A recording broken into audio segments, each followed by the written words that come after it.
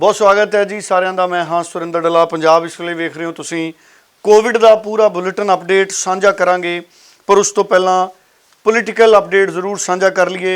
उधर दिल्ली च भगवंत मान ने प्रैस कॉन्फ्रेंस की सी कल दोपहरे। भगवंत मान कहता अकाली दल ड्रामेबाजी कर रहा है, यू टर्न लै रहा है। सो भगवंत मान तो पहला एक दो दिन पहला सुखबीर बादल ने भगवंत मान ते भी इल्ज़ाम लाए सी। सो सुखबीर ते भगवंत मान एक दूसरे ते अक्सर इल्ज़ाम लाउंदे ने। भगवंत मान की गल सुन ली और बाहर निकल के सदन की कार्रवाई के बारे में भी झूठ बोल रहा कि मैंने आज विरोध में वोट डाला, जबकि ध्वनि मत से पास हुआ। मैं वहीं पे मौजूद था। ध्वनि मत में स्पीकर साहब को भी नहीं पता चलता किसने हाँ कहा किसने ना कहा, वो तो सिर्फ फॉर्मेलिटी होती है। तो उसका भी अब लोगों को पता चल गया, जबकि वो इसेंशियल कमोडिटीज का बिल था। खेती का बिल तो आ जाएगा। दूसरा ये कह रहे हैं कि कुर्बानी देने के लिए तैयार हैं। कुर्बानी क्या? अभी कल से बयान आ रहे हैं, चल रहे हैं मीडिया में कि हरसिमरत कौर बादल केंद्रीय मंत्री मंडल से इस्तीफा दें। अब ये सिर्फ पंजाबी कहते हैं चीची नू खून ला के शहीद बनना चाहते हैं। एक उंगली को खून लगाकर शहीद बनना चाहते हैं।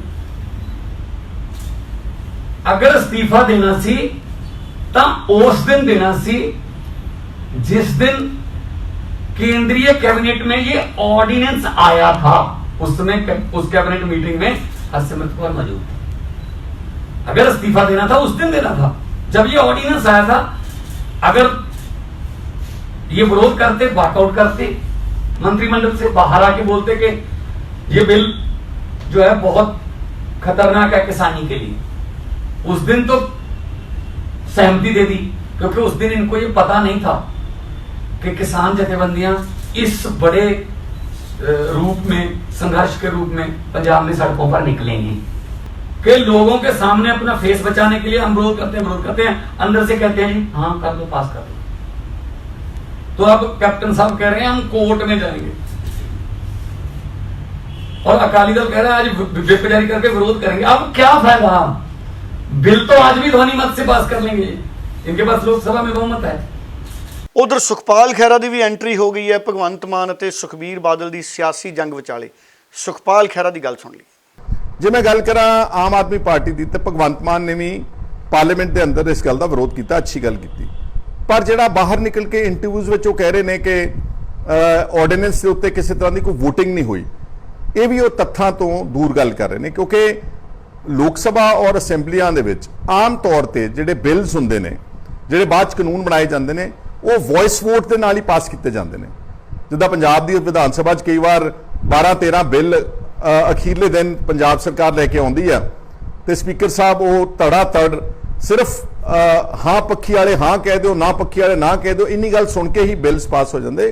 क्योंकि समझा जाता कि जिहड़ी रूलिंग पार्टी है ਉਹਦੇ ਕੋਲ ਮੈਜੋਰਿਟੀ है और उस उन्होंने बिलों पास किया जाता। लोक सभा के भी ज़्यादा तौर पर प्रैक्टिस यही है कि वॉइस वोट नाल बिल्स पास किए जाते। जिदा उस दिन परसों जोड़ा सीगा ये पहला ऑर्डीनेंस सी एसेंशियल कमोडिटीज़ का, उसनों वॉइस वोट के नाल ही पास किया गया।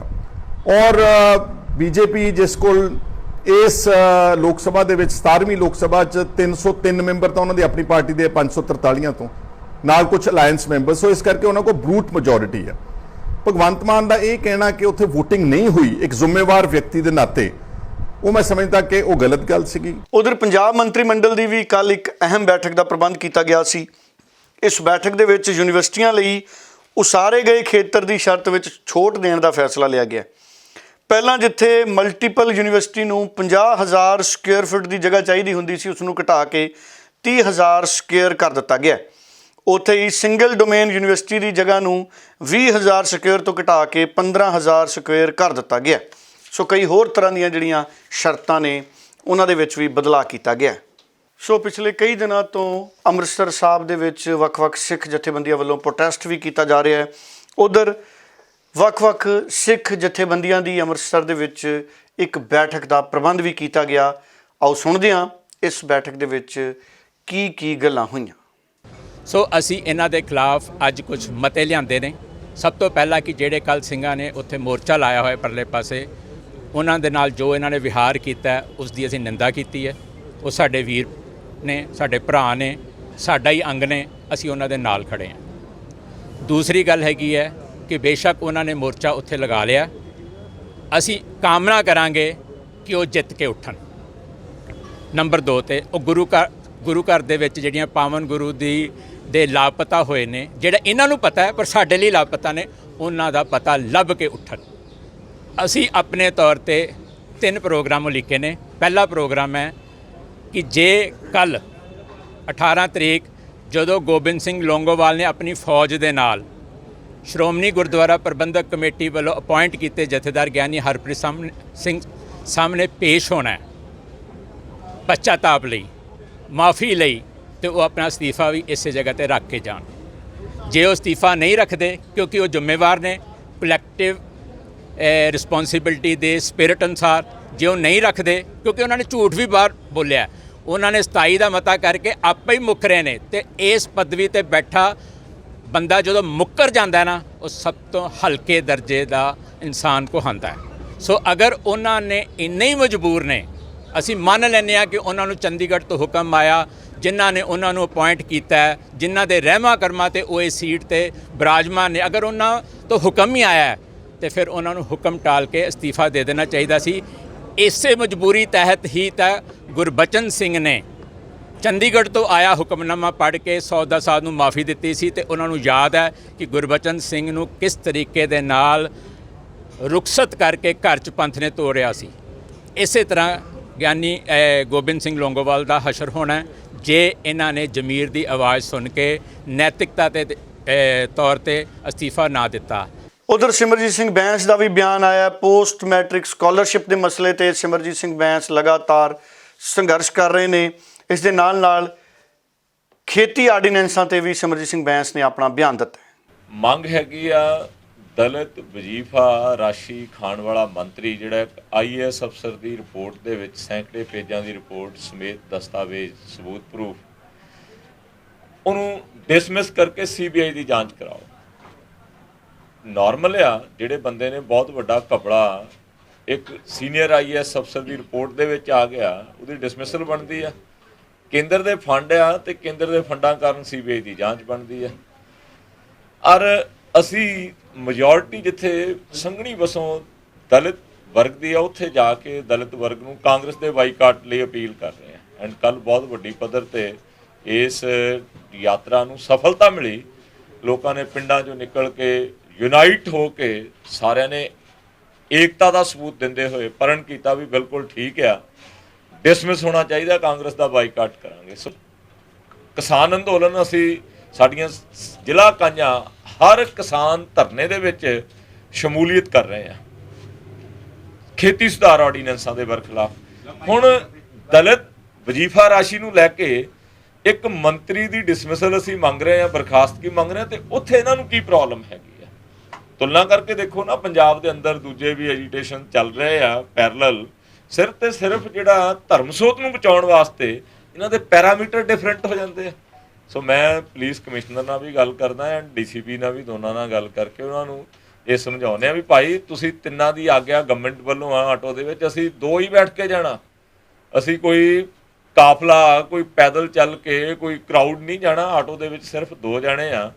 ਸੋ ਇਹਨਾਂ ਨੂੰ ਮੈਂ ਫੇਰ ਕਹੂੰਗਾ ਕਿ ਪੀਸਫੁਲ ਤਰੀਕੇ ਨਾਲ ਜਿਹੜਾ ਸਾਡਾ ਐਜੀਟੇਸ਼ਨ ਹੈ ਉਹਨੂੰ ਚੱਲ ਲੈਣ ਦੇਣਾ ਚਾਹੀਦਾ। ਉਧਰ ਵੱਖ-ਵੱਖ ਕਿਸਾਨ ਜਥੇਬੰਦੀਆਂ ਲਗਾਤਾਰ ਪੰਜਾਬ 'ਚ ਵਿਰੋਧ ਪ੍ਰਦਰਸ਼ਨ ਕਰ ਰਹੀਆਂ ਨੇ। ਉਹਨਾਂ ਦਾ ਕਹਿਣਾ ਹੈ ਕਿ ਖੇਤੀ ਆਰਡੀਨੈਂਸਾਂ ਦੇ ਬਿੱਲਾਂ ਨੂੰ ਰੱਦ ਕੀਤਾ ਜਾਵੇ ਔਰ ਸੂਬੇ ਦੀ ਸਰਕਾਰ ਕੇਂਦਰ ਤੱਕ ਹੋਰ ਦਬਾਅ ਪਾਏ। ਤੇ ਹੁਣ ਕੋਵਿਡ ਦਾ ਅਪਡੇਟ ਸਾਂਝਾ ਕਰ ਲਈਏ। ਪੰਜਾਬ ਦੇ ਵਿੱਚ ਅੱਜ ਤੱਕ ਕੋਵਿਡ ਦੇ ਕੁੱਲ 90,032 ਪੋਜ਼ਿਟਿਵ ਕੇਸ ਆਏ ਨੇ, ਜਿਨ੍ਹਾਂ ਦੇ ਵਿੱਚੋਂ 65,818 ਠੀਕ ਹੋ ਗਏ ਨੇ। 21,568 ਕੇਸ ਨੇ ਜਿਹੜੇ ਉਹ ਇਸ ਵਕਤ ਐਕਟਿਵ ਨੇ, ਵੱਖ-ਵੱਖ ਹਸਪਤਾਲਾਂ 'ਚ ਨੇ, ਆਈਸੋਲੇਸ਼ਨ ਸੈਂਟਰਾਂ 'ਚ ਨੇ। 499 ਆਕਸੀਜਨ 'ਤੇ ਨੇ ਅਤੇ 88 ਲੋਕ ਨੇ ਜਿਹੜੇ ਉਹ ਵੈਂਟੀਲੇਟਰ 'ਤੇ ਨੇ, ਜਦਕਿ 2646 ਹੁਣ ਤੱਕ ਦਾ ਆંકੜਾ ਜਿਸ ਨੂੰ ਸਰਕਾਰੀ ਤੌਰ 'ਤੇ ਤਸਦੀਕ ਕੀਤਾ ਗਿਆ। 2646 ਲੋਕ ਹੁਣ ਤੱਕ ਦੁਨੀਆ ਤੋਂ ਵਿਦਾ ਹੋਏ ਨੇ। ਉਧਰ ਕੱਲ੍ਹ ਸ਼ਾਮ ਤੱਕ 2248 ਲੋਕ ਪੰਜਾਬ ਦੇ ਵਿੱਚ ਹੋਰ ਠੀਕ ਹੋ ਗਏ ਸਨ, ਜਿਨ੍ਹਾਂ ਦੇ ਵਿੱਚੋਂ ਅੰਮ੍ਰਿਤਸਰ 'ਚ 320 ਅਤੇ ਮੋਹਾਲੀ 'ਚ 456 ਲੋਕ ਠੀਕ ਹੋਏ। ਹੁਸ਼ਿਆਰਪੁਰ 306, ਪਠਾਨਕੋਟ 138, ਫਰੀਦਕੋਟ 114 ਲੋਕ ਠੀਕ ਹੋਏ, ਲੁਧਿਆਣੇ 'ਚ 68, ਜਲੰਧਰ 'ਚ 208 ਅਤੇ ਪਟਿਆਲੇ 'ਚ 155 ਲੋਕਾਂ ਨੂੰ ਛੁੱਟੀ ਮਿਲੀ। ਕੱਲ ਸ਼ਾਮ ਤੱਕ ਹੀ 57 ਲੋਕ ਹੋਰ ਦੁਨੀਆ ਤੋਂ ਵਿਦਾ ਹੋਏ ਸਨ। ਲੁਧਿਆਣਾ 'ਚ 12, ਜਲੰਧਰ 'ਚ 9, ਪਟਿਆਲਾ 'ਚ 7, ਫਤਿਹਗੜ੍ਹ ਸਾਹਿਬ 6, ਪਠਾਨਕੋਟ 4, ਅੰਮ੍ਰਿਤਸਰ 3, ਫਿਰੋਜ਼ਪੁਰ 3, ਸੰਗਰੂਰ 3, ਬਠਿੰਡਾ 2, ਫਾਜ਼ਿਲਕਾ 2, ਗੁਰਦਾਸਪੁਰ 2, ਹੁਸ਼ਿਆਰਪੁਰ 2 ਤੇ ਮੋਗਾ 2। ਉਧਰ 2896 ਨਵੇਂ ਕੇਸ ਨੇ ਜਿਹੜੇ ਕੱਲ ਸ਼ਾਮ ਤੱਕ ਪੋਜ਼ਿਟਿਵ ਐਲਾਨੇ ਗਏ ਸੀ। ਲੁਧਿਆਣਾ 'ਚ 513, ਜਲੰਧਰ 'ਚ 357, ਪਟਿਆਲਾ 'ਚ 294, ਅੰਮ੍ਰਿਤਸਰ 'ਚ 181, ਮੋਹਾਲੀ 'ਚ 284, ਗੁਰਦਾਸਪੁਰ 134, ਬਠਿੰਡਾ 222, ਹੁਸ਼ਿਆਰਪੁਰ 48, ਸੰਗਰੂਰ 'ਚ 65, ਫਿਰੋਜ਼ਪੁਰ 96 ਤੇ ਪਠਾਨਕੋਟ 'ਚ 63 ਲੋਕ ਪੋਜ਼ਿਟਿਵ ਸੀ। ਕਪੂਰਥਲਾ 'ਚ 133, ਫਰੀਦਕੋਟ 68, ਮੋਗਾ 'ਚ 11, ਮੁਕਤਸਰ 77, ਬਰਨਾਲਾ 'ਚ 39, ਫਾਜ਼ਿਲਕਾ 'ਚ 69, ਫਤਿਹਗੜ੍ਹ ਸਾਹਿਬ 'ਚ 42, ਰੋਪੜ 'ਚ 59, ਤਰਨਤਾਰਨ 44, ਮਾਨਸਾ 41 ਤੇ ਸ਼ਹੀਦ ਭਗਤ ਸਿੰਘ ਨਗਰ 56। ਸੋ 34 ਕੇਸ ਸੀ ਜਿਹੜੇ ਉਹਨਾਂ ਦੀ ਇਨਫੈਕਸ਼ਨ ਪੰਜਾਬ ਤੋਂ ਬਾਹਰ ਆਈ ਸੀ।